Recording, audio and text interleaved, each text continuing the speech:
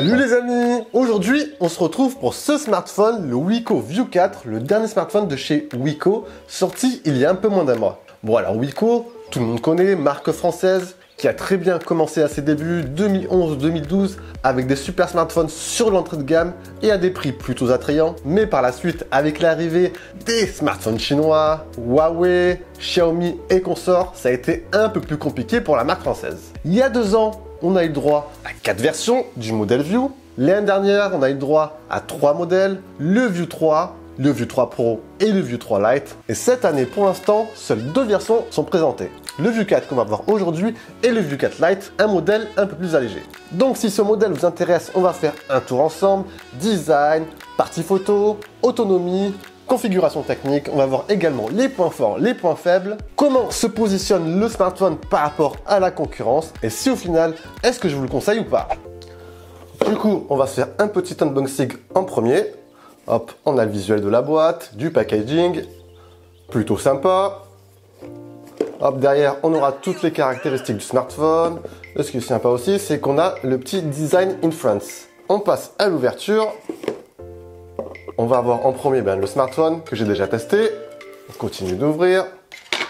On aura ensuite le petit livret avec tout ce qui est certificat de garantie. Et on continue, on aura la paire d'écouteurs. Et tout ce qui est recharge. Ah, c'est une recharge par contre micro USB. Donc micro USB en 2020, ça fait un peu à l'ancienne. Hop, au niveau du smartphone à lui-même, une fois allumé, on se retrouve avec une face avant. Dans l'ensemble, pas terrible. Après, ça reste une question, une réponse subjective. On aura un menton qui est quand même assez prononcé, plutôt grand, qui fait un peu old school. Dans la continuité, on aura des bordures assez visibles, mais franchement pas trop dérangeantes. Et dans la prolongation, en haut, on aura le capteur Office en forme de notch. Après, si on s'amuse à faire la comparaison entre le View 3 de l'an dernier et le View 4 de cette année, il n'y a pas du tout d'évolution. On a quasiment 2 smartphones semblables. Donc c'est un peu dommage niveau évolution. Après, au niveau des connectiques, en dessous, on aura la prise micro USB, le haut-parleur, sur la tranche droite, le bouton de démarrage et les boutons de volume. Au-dessus, la prise jack, donc plutôt cool pour les mélomanes, et le micro pour les réductions de bruit. Et sur la dernière tranche, l'emplacement double nano SIM avec une extension de stockage via micro SD. Et pour finir, un nouveau bouton qui fait son apparition qui va vous permettre d'activer l'assistant Google. Bon, honnêtement, un bouton dédié à l'assistant Google, ça me paraît inutile sur le long terme, puisqu'il suffit de vous faire OK Google. Mais après, c'est encore une question de point de vue. Après, sinon, au niveau du smartphone en lui-même, de la prise en main, franchement, elle est plutôt bonne. On a des bords arrondis, donc ce qui facilite cette préhension. Le smartphone en lui-même n'est pas très lourd, vu qu'on est quand même sur une couche de plastique à l'arrière, qui est, au niveau design, plutôt pas mal, je dirais. On a une espèce de verre avec des reflets arc-en-ciel. C'est sobre et élégant. Bon, voilà, si on va un peu plus loin, on aura en haut à gauche le trip capteur photo. On aura bien sûr le branding Wiko et en bas à droite, les normes CE. Alors le point fort que la marque met en avant sur ce modèle View 4, c'est l'autonomie. Alors ce smartphone, il va embarquer à l'intérieur une grosse batterie de 5000 mAh, donc énorme sur le papier. Du coup, dans les faits, en utilisation basique, j'ai pu tenir à peu près 3 jours. Donc ce qui est vraiment cool de pouvoir tenir autant sans recharger un smartphone. Après, avec une utilisation un peu plus poussée, en plus de navigation et un peu de jeux vidéo, vous tiendrez largement 2 jours. Le seul petit point concernant cette batterie, c'est le rechargement. Bon, il va vous falloir à peu près 2 heures, 2 heures et demie pour une recharge complète de 0 à 100%. Donc c'est quand même énorme. Mais mis à part ça, le fait de pouvoir tenir 3 jours, c'est quand même un vrai plus aujourd'hui sur un smartphone. Alors au niveau de l'écran lui-même, on est sur une dalle de 6,52 pouces, mais qui profite seulement d'une définition HD+. La densité de pixels, elle est de 269 pp, ce qui commence honnêtement à être un peu juste. Mis à part ça, honnêtement, à l'utilisation, l'écran ne brille pas d'une qualité extrême, mais il se montre très satisfaisant. Sur certains points, on aura une bonne luminosité maximum, on aura un contraste très satisfaisant et des températures de couleur plutôt correctes. Donc pour visionner tout ce qui sera vidéo, YouTube, etc., ce smartphone fera largement l'affaire.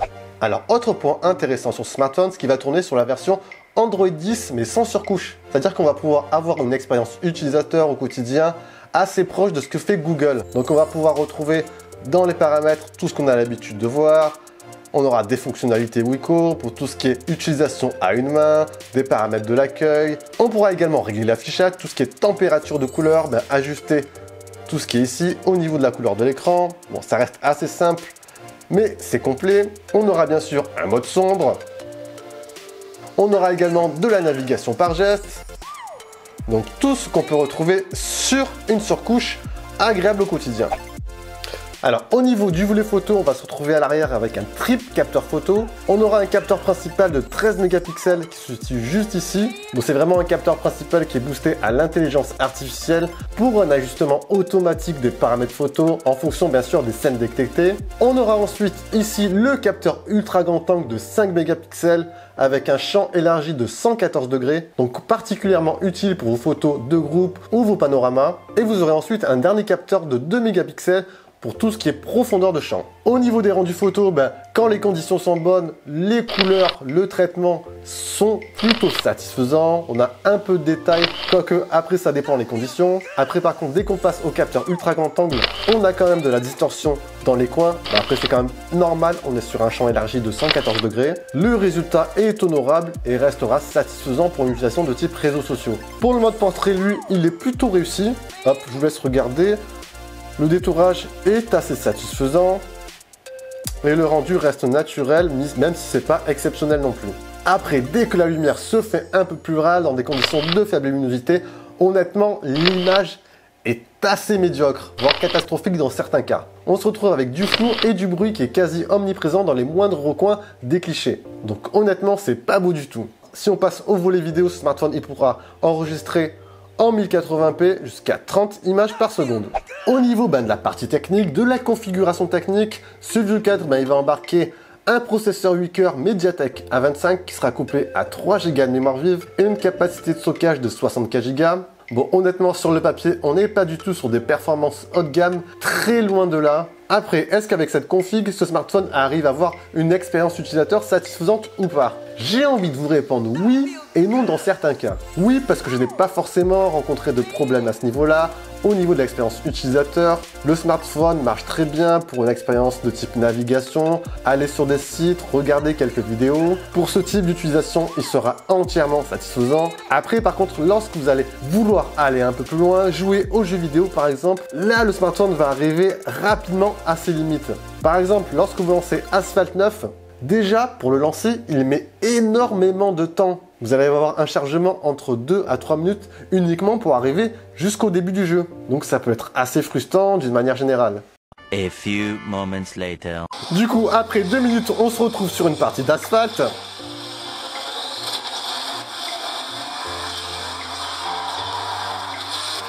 Bon, comme vous pouvez le voir, il n'y a pas forcément trop de latence sur le jeu. Mais au niveau du graphisme, on est au plus bas.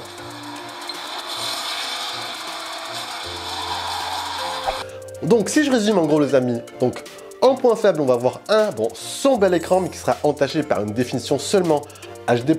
On va également avoir la partie photo qui va délivrer dans l'ensemble des clichés assez moyens. Seul le capteur principal et le mode portrait font le taf. On va avoir malheureusement des performances assez limitées et surtout de la micro USB en 2020. Donc micro USB en 2020, ça fait un peu tâche honnêtement. Pour les points forts, par contre, on aura quand même une belle autonomie avec une batterie à l'intérieur de 5000 mAh, donc plutôt pas mal sur le papier. Ça vous permettra de tenir 3 jours à peu près en utilisation basique. On aura un smartphone qui tourne sur Android 10 sans surcouche, donc on aura une navigation épurée, rapide et efficace. Et donc comme je vous l'ai dit, on aura un capteur principal qui délivre des clichés assez bons. Donc si ce sont ces 3 éléments que vous recherchez sur un smartphone, alors pour 169 €, je pourrais éventuellement vous conseiller ce smartphone. Mais après, il faut tout de même le savoir, ce n'est pas du tout le meilleur rapport qualité-prix sur son segment. Au final, l'évolution par rapport au View 3 de l'an dernier, elle n'est pas du tout flagrante. On a quasiment un même design. Les performances du smartphone ont très peu évolué.